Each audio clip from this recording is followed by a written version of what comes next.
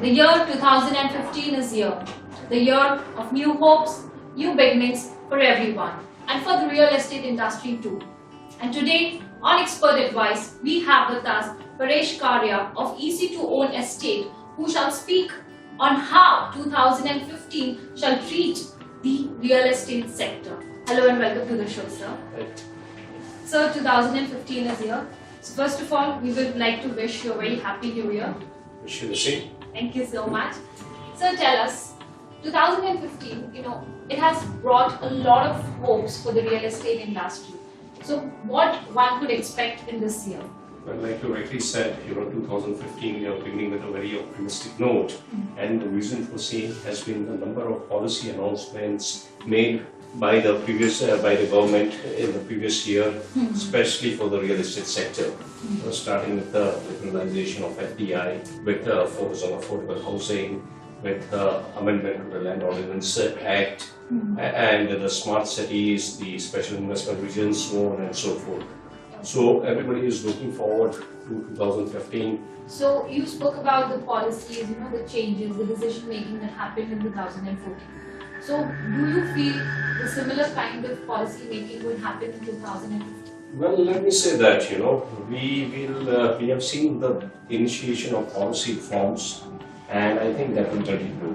While you will not see too many major announcements, but we will see a lot of minor announcements, speaking of the policies, etc., to facilitate what has already been announced in the previous year. So could we expect any permanent changes regarding the policies or maybe the pricing or anything like that? As far as the policy, let's talk on policy front. As far as the policy is concerned, we need to give a fillip to all these policies which were announced in the previous year. For instance, the land reforms, the Land Acquisition Act, the ordinance has been passed, and now we need to see that the ordinance, it should see the light of the day. We should see, some kind of an announcement on the real estate regulator front. We have not seen anything on that front happening in 2014. Maybe some kind of an announcement may happen on that front in the year 2015. Some kind of big bang infrastructure announcements happening, because that is a key, that is very essential. Announcements on the road development front. 2014 was completely stagnant as far as roadways are concerned. So you will see some kind of a policy announcement happening on the roads front, on the waterways, transportation. Those are the kind of things which one can expect on the policy front in the year to come.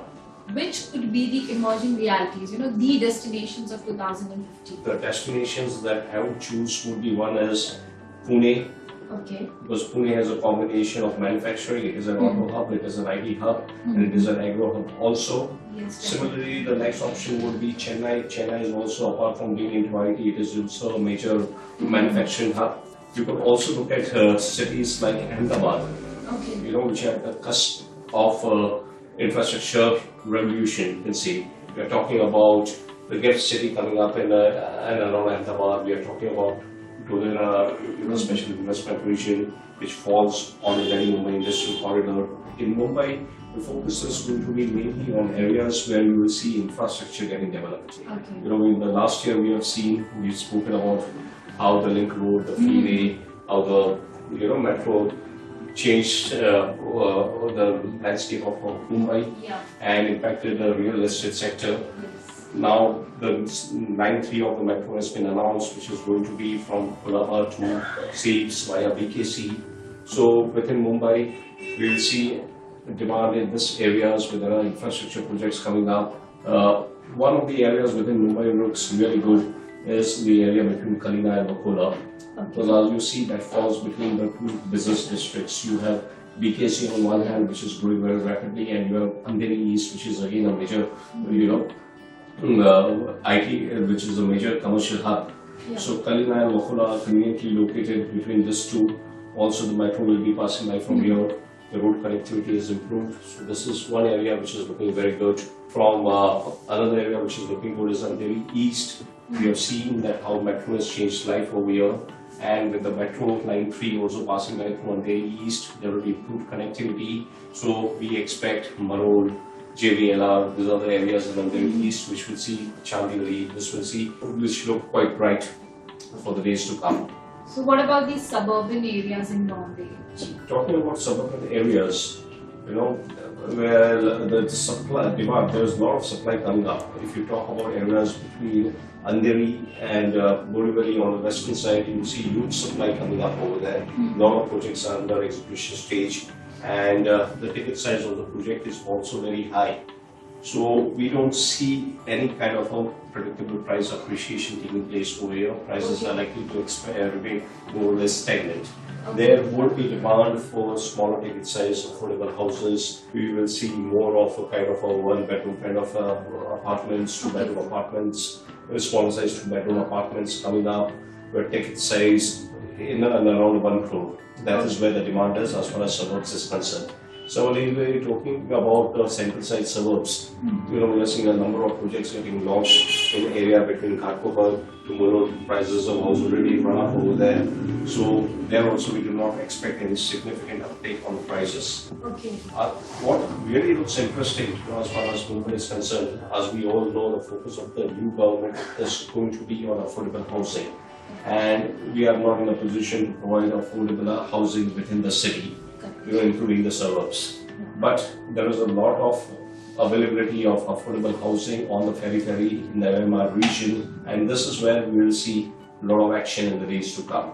For instance, on the western side, the Vasai-Virar belt looks quite exciting, and it is still possible to buy a good 2 BHK apartment for around 50 lakhs. In this area, you can get a 1 BHK apartment for somewhere about 25-20 lakhs over here. And important thing is that Vasai-Virar region falls under Delhi-Mumbai Industrial Corridor path.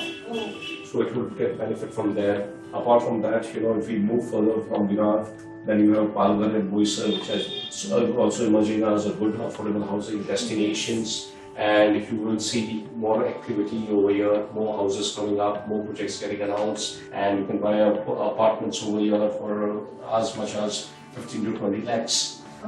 So coming back on the central side, you will see that areas, Thana has become extremely expensive. It is not possible to get a 2 BHK apartment for 1 crore in Thana today. So people have been shifting for the areas like Kandivali and Dombivali are very much in demand. We are seeing new modern projects coming up over here, and this is one area which will continue to attract people for affordable houses. And Badlapur is emerging as a major affordable housing destination on the central side, and you can buy homes for about 20 lakhs to 30 lakhs over there even today. Other area that we are talking about is Navi Mumbai. As far as Navi Mumbai is concerned, it is going to benefit a lot. I'm sure that the new state government is going to give a lot of impetus to infrastructure development. The international airport project should pick up, and so with the SEZs in and around Navi Mumbai. So we will see renewed demand and interest on the Navi Mumbai side. Currently, of course, there is a situation of oversupply over there, and prices are already moved up. But again, this is going to be one location which is going to attract a lot of interest in the days to come. So friends, now is the time for a short break. You don't go anywhere, we'll be back really soon.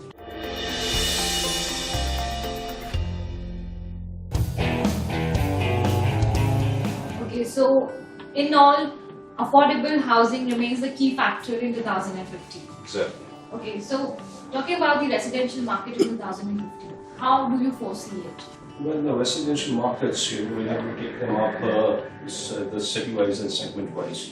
If we are talking about Mumbai, in Mumbai, as we know, there is a lot of unsold inventory left, a lot of houses under construction, and like we discussed, in certain pockets there is a situation of oversupply. So that will continue to remain. What will happen is, as and when the houses start getting completed, people will come, and as we have seen that there are investors are no longer there in the market. The demand is driven mostly by end users, and end users are typically looking at completed projects. Given the delays in the projects in the last few years and the uncertainties, end users are preferring projects which are either completed or nearing completion. So we will see an uptake or demand for projects which are getting completed. The new launches will happen there will be a slowdown in new launches, and there will be demand for new launches only if they are attractively priced or if they are bundled with some kind of a financing schemes in order to make it attractive for the buyers. So does that depend on the on the builder's name? If he is a big builder, I know he has a brand name. Would that affect the new launches selling? Yes, we have seen that, because of all this uncertainty, it's only the branded developers, the large big names, which generate some faith among the buyers, are the ones who are able to attract buyers for their new launches. New launches by relatively unknown developers are not getting good response.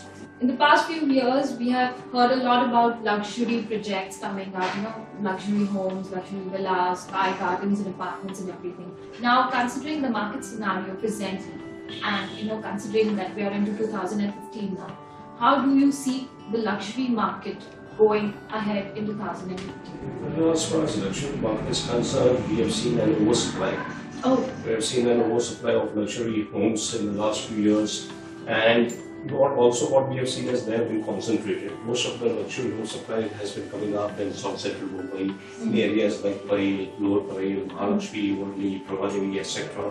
There are a huge number of luxury projects coming up over there. Apart from that, we have seen some luxury projects coming up even in areas like Mulund, Goregaon, Andheri, etc. So what the prices have really run up. Affordability is a factor. There is no supply and demand. That's why the offtake of luxury homes in the year will continue to remain sluggish.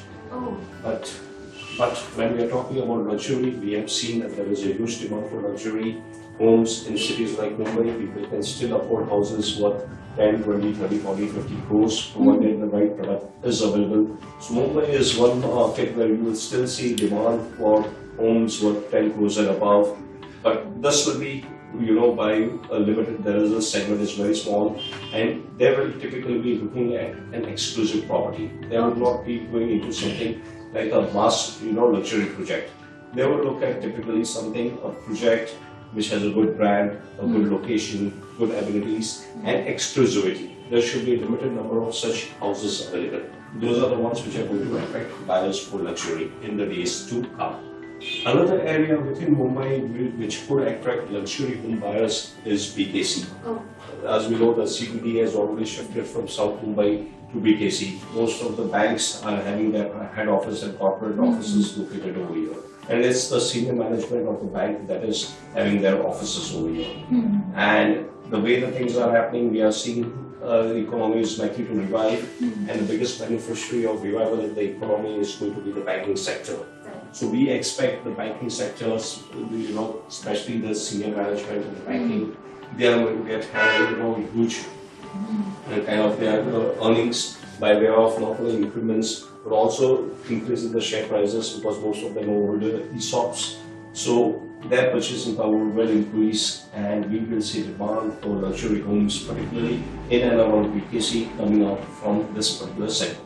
BKC is somewhere, where all the commercial and the office space is concentrated. Do you feel there would be any residential project coming up in BKC?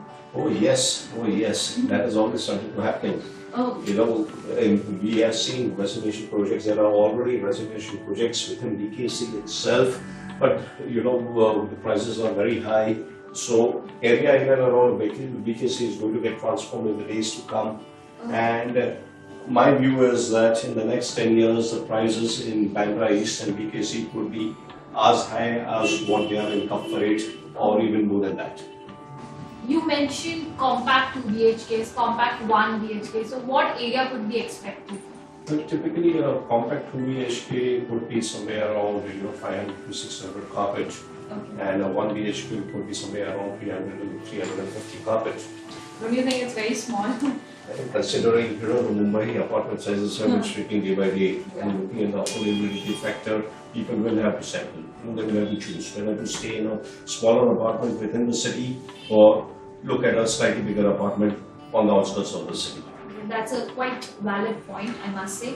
We spoke a lot about residential market. Now let's move on to commercial market. So how do you see the commercial market going in 2015? 2050? Well, the outlook for commercial market looks good. In fact, much better than what it is for residential market. You know, last few years have been very bad for commercial market. While the prices of commercial property have not really gone up at all, residential property prices have been going up. And we have a situation where, you know, the commercial property is available at a much lower price than residential property in, you know, many of the areas. So this is generally not the case. You know, generally commercial property is more expensive than residential property.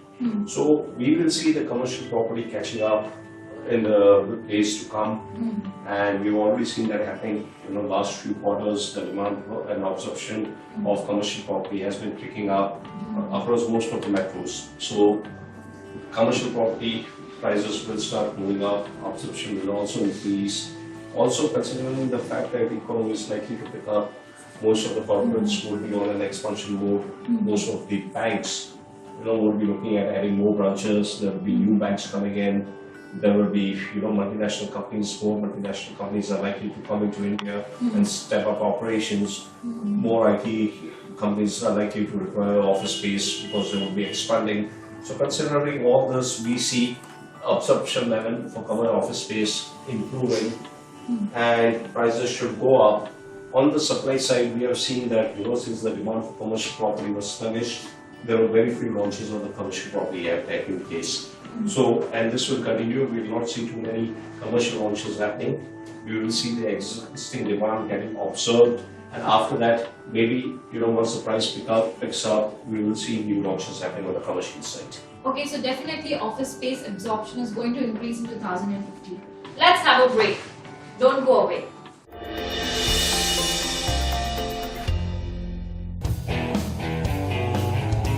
Now let's talk about retail space. How do you see it in 2015? Well, we saw last year that, you know, online shopping is getting popular in India, and retailers are facing a huge competition from, you know, e-tailers. Correct. So the outlook for retail space doesn't look very good. And most of the retail stores, you know, there is vacancy levels are very high across the country, and this trend will continue. We don't see any major offtake on the retail space in the days to come, because more and more will prefer to buy online. But then, you know, these online companies, even they have their offices, they have their godowns, so somehow... Exactly. So there will be demand. There will be demand for, you know, warehouses, logistics, etc., but not for the prime retail space per se. Okay. At least not in 2015. Maybe once the economy improves, once we have, you know, the retailers chalk out the strategy, how to counter the online marketing, and they come up with some new plans. Probably some of the more, you know, retail space which will offer more than just a shopping. They will be the ones which offer complete experience. Those are the retail malls which will do well. So the retailers will really have to change their strategy now to attract footfalls. Okay, you spoke about malls. What about those, you know, those little shops that we have in particular areas? What about that retail space? Well, I'm afraid, you know, that will continue to remain stagnant, because they are already, small shops were facing competition from big malls, and now retailers are coming to place. So the small shops will continue to remain, you know, stagnant. 2015 is the year, you know, that the real estate industry was looking forward to. They have welcomed it with wide open arms. And, you know, there have been a lot of investments by people, by consumers. Now, taking this factor in mind, what do you think would be the rate of appreciation? First of all, would there be any price appreciation, or do we expect price depreciation in the year 2015? Well, as far as outlook on prices is concerned, you know, it will vary from city to city, from within the city, also from micro market to micro market. But the general outlook would be that as long as, you know, there is unsold inventory, as long as there is more supply than demand, you know, the general economic law will prevail, and prices will continue to remain subdued, especially in areas where there is a lot of unsold inventory. So this will typically happen in the case, like we already discussed, some markets of Mumbai and NCR, where the inventory levels are very high. Whereas as long as the other markets are concerned, you know, markets like Bangalore, Pune, etc., which are more of an end user driven, you will see a normal kind of return, maybe 8 to 10% kind of a return in the days to come. Okay. As far as the investors are concerned, there is nothing much, to cheer about in the days to come, because the property prices will continue to remain subdued. Gone are the days where they would get about 18, 20, 25% kind of a return. They will have to be content with low returns in the range of about 8 to 10%. Having said that, there will still be opportunities for investors in emerging areas. They will have to act smart, they will have to do more research, they will have to seek more advice in order to make more money in the days to come. Gone are the days whereby they can simply buy a property, apartment in any location, keep it for 3 years, 5 years, get a return of 18 to 20%, sell it off and move out. They will really have to identify good areas, emerging locations, and do the study more and invest intelligently in order to profit out of real estate in the days to come. Okay, we have heard a lot about the interest rate cuts. So how would that impact the real estate sector in 2015? Well, this is going to be a significant development. The interest rate, we all know the interest rates have been quite high, and RBI governor has been stubbornly holding on to interest rate, considering that fiscal deficit situation. The oil prices have been coming down, and we are now hopeful that the RBI should reduce the interest rates in the coming quarter, and this will have a significant impact in two ways. It will not only reduce the cost of borrowing, but it will improve the sentiments. Okay. It will reduce the cost of borrowing for the home buyers, which will have a direct impact. The EMIs will reduce, their affordability will increase, and then eligibility will also increase. Okay. So they will be looking forward to buying homes in the days to come. The other way it could impact the housing industry would be that the cost of financing for the real estate developers should come down. Whether they pass on this benefit to the property buyers or not remains to be said. The third thing that will happen with the reduction in interest rate is that overall cost of manufacturing, overall cost of manufacturing in the industry will come down, and this will lead to low inflation. Okay, so you mentioned earlier the markets are sluggish. So what could one expect in the year 2015 pertaining to the demand-supply ratio? Well, the demand for the property will depend upon the affordability. If the homes are affordable, there will be a demand. Okay. If the prices continue to remain where they are today, and the interest rates do not come down, if the people's income do not come down, and the billing do not go up, then there will be a stagnation. But if we see interest rates coming down, if you see people getting increments, most of the sector is expecting increment in double digits in the days to come. But then the sentiments will change, and then we will see people coming down to buy houses. Okay. But that will not immediately lead to increase in the prices. At least it will be a good thing. The fund flow to the developer will improve, the activity level will start, and there will be momentum. And probably maybe we will see kind of towards the end of the year or beginning of next year, prices will start firming up a little bit. In and all, one could say that 2015 is going to be the year for the real estate sector. Well, you can say it will be a turnaround year for the Okay. real estate area. Things are turning around. Okay. Sir, thank you so much for coming on our show. We are really grateful to you for giving us your precious time. So this was Mr. Paresh Karia speaking on the real estate industry in the year 2015.